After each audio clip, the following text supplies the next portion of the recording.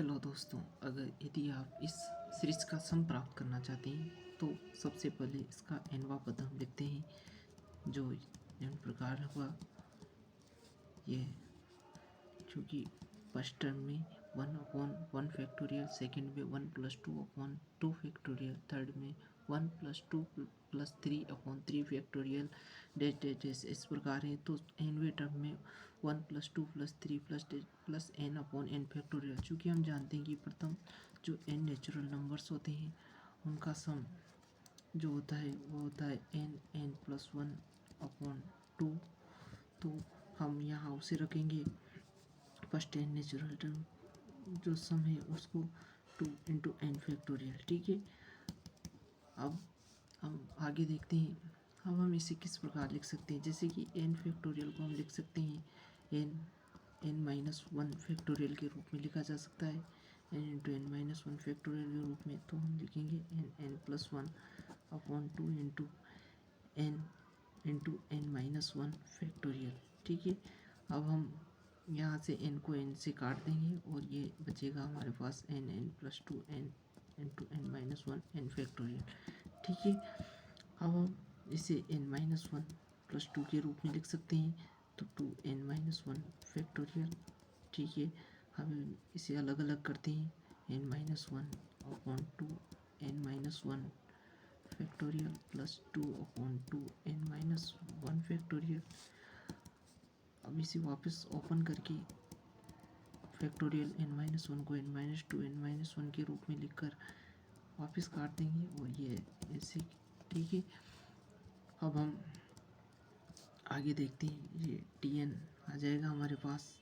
अब ये n greater = 2 के लिए इससे हम t1 प्राप्त नहीं कर सकते हैं, क्योंकि यदि हम इसके स्थान पर n=1 रखेंगे तो n=1 रखने पर यहाँ पर हमारे पास -1 फैक्टोरियल आएगा, जो कि पॉसिबल नहीं है, इसका मान हम प्राप्त नहीं कर सकते।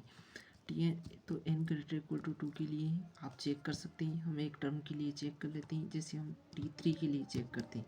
ये यहाँ पर है हमारे पास, ये t1, ये t2, ये t3, ये t4 डैश डैश डैश। तो हम t3 के लिए चेक करते हैं, तो t3 हमारे पास t3 की वैल्यू उस सीरीज के हिसाब से क्या आनी चाहिए, इसकी वैल्यू 6/3 फैक्टोरियल = 1 आनी चाहिए। ठीक है, अब यदि हम इससे ज्ञात करें, इससे ज्ञात करें तो इससे क्या आएगी, t3 आएगी 1/2 3 - 2 factorial plus 1/3 - 1 factorial = 1/2 × 1 factorial plus 1/2 factorial. तो इसकी वैल्यू 1/2 प्लस 1/2। ठीक है, तो इसकी वैल्यू भी 1 आ जाएगी।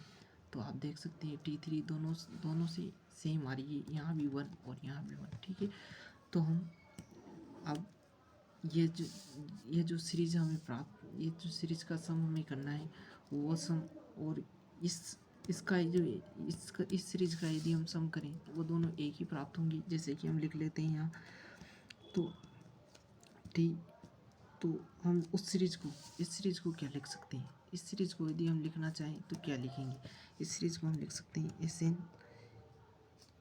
SN या फिर डायरेक्ट AN लिख लेते हैं, समेसन AN मान लेते हैं कि ये समेसन AN है। तो हम इसे लिखेंगे summation AN = t1 plus summation TN n = 2 to infinity लिख सकते हैं उसको। तो यहाँ से हम लिखेंगे t1 summation n = 2 to infinity, और जो वो है वो हमारे पास है tn की value 1-n-2 factorial upon n-1 factorial, ये है। ठीक है, अब हम आगे देखते हैं, इसे हम अलग अलग पार्ट में डिवाइड कर लेते हैं। अलग अलग पार्ट में डिवाइड करेंगे तो ये आएगा हमारे पास t1। तो t1 की वैल्यू क्या है, उस सीरीज से 1/1 + 1 फैक्टोरियल है। यहाँ से देख सकते हैं हम t1 की वैल्यू 1/1 फैक्टोरियल। ठीक है, तो ये यहाँ पुट कर देंगे हम, और ये समेसन अलग अलग कर देते हैं, n/∞ 1/2 n-2 factorial plus summation n = 2 to infinity 1/n-1 factorial. ठीक है, अब हम आगे देखते हैं। इसके आगे अब हम यहाँ लिख सकते हैं, जैसे कि ऐसे summation a n equal to हो जाएगा 1 + 1/2 को बाहर निकाल सकते हैं, अंदर बचेगा 1 - 2 n factorial plus summation 1/n-1 factorial. ठीक है, 1 - n फैक्टोरियल। अब हम देखेंगे आगे। अब आगे हम इसमें वैल्यू रख देते हैं। ठीक है, इसमें n = 2 to infinity और n = 2 to infinity है, तो इनमें वैल्यू रख देते हैं हम और सीरीज बना लेते हैं, टोटल कुल सीरीज बनाते हैं हम। ठीक है, तो यहाँ सबसे पहले 2 रखेंगे तो 0 फैक्टोरियल और फिर 3 रखेंगे तो 1 factorial plus days days days plus 1/2 factorial plus 1/3 factorial. इस प्रकार वैल्यू प्राप्त होगी, आप रख के देख लीजिए 1 1। ठीक है, अब हम यहाँ इसमें रखते हैं, इसमें रखेंगे तो यहाँ प्राप्त होगा हमें 2 रखेंगे तो 1 factorial plus 1/2 factorial plus 1/3 factorial plus days days days प्राप्त होगा। ठीक है, इनफाइनाइट तक जाएगा। ठीक है, अब हम यहाँ से 1/2 को इसके साथ रहने देते हैं, चूँकि जीरो फैक्टोरियल की वैल्यू 1 होती है, 1 फैक्टोरियल की वैल्यू भी 1 होती है, चूँकि n फैक्टोरियल इक्वल टू होता है 1 इफ़ n = 0 और n-1 factorial into n if n = n belongs to n natural number. ठीक है, तो हम यहाँ से अब ये 1 आ जाएगा, 1 + 1 फैक्टोरियल प्लस 1/2 फैक्टोरियल डेज ये आप देख सकते हैं, इससे आएगा। और फिर यहाँ ये 1 है उसे हम यहाँ लिख लेते हैं plus 1/1 factorial plus 1/2 factorial days ये इस प्रकार प्राप्त होगा। ठीक है, अब हम आगे लिखते हैं, summation a n equal to आ गया हमारे पास 1/2 plus 1 plus 1/1 factorial plus 1/2 factorial days.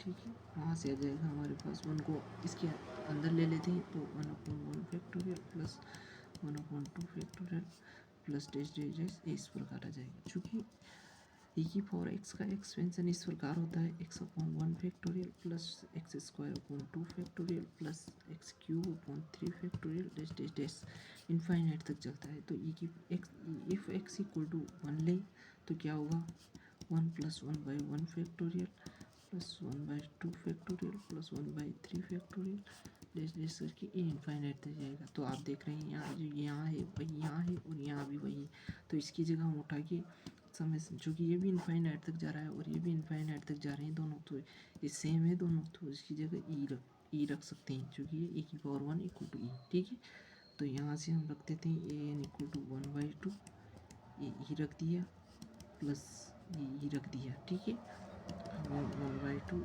E plus ई आ गया, जैसे 3/2 ई आ गया, समेसन an = 3/2 ई। ये इसकी लिमिट है। Thank you for watching, thank you, धन्यवाद।